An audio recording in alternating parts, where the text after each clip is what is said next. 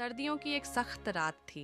गांव की गलियों में ठंडी हवा ऐसे चल रही थी जैसे बर्फ की सुइयां चुभ रही हों। हर घर अंधेरे में डूबा था, लेकिन गांव के एक कोने में मिट्टी की एक छोटी सी झोपड़ी से धुआं और खुशबू उठ रही थी। उसी झोपड़ी में रहती थीं दादी नूर बीबी, पूरे गांव की सबसे मशहूर और सबसे प्यारी बुजुर्ग औरत। लोग कहते थे कि दादी नूर के हाथ का खाना सिर्फ खाना नहीं बल्कि दुआ होता है। उनका एक ही सहारा था, उनका बेटा अयान, जो रोज जंगल से लकड़ियां लाता और दादी नूर उसी लकड़ी की आग पर गरम गरम सब्जी का सालन बनाती। उस रात भी चूल्हे की आग जल रही थी। सरसों का साग, पालक, हरी मिर्च और प्याज की खुशबू पूरी झोपड़ी को महका रही थी। अयान मुस्कुराकर बोला, अम्मा, आज तो बहुत ठंड है, क्या आज किचन बंद कर दें? दादी नूर मुस्कुराई और बोली, बेटा, जिन्हें भूख लगी है उनकी रात सबसे लंबी होती है, हमारा चूल्हा कभी बंद नहीं होता। तभी धीरे से दरवाजे पर दस्तक हुई।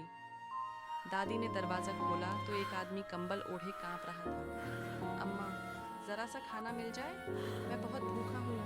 दादी नूर ने बिना एक पल गंवाए उसे अंदर बैठाया। गर्म सब्जी और रोटियां उसके सामने रख दी। वो आदमी पेट भरकर खाना खाकर शुक्रिया कहता हुआ चला गया। गांव में रहती थी शमा, एक हसद से भरी औरत। वो अक्सर दादी नूर के घर से उठता धुआं और खुशबू देखकर कहती, पता नहीं इस बूढ़ी औरत के हाथ में क्या जादू है।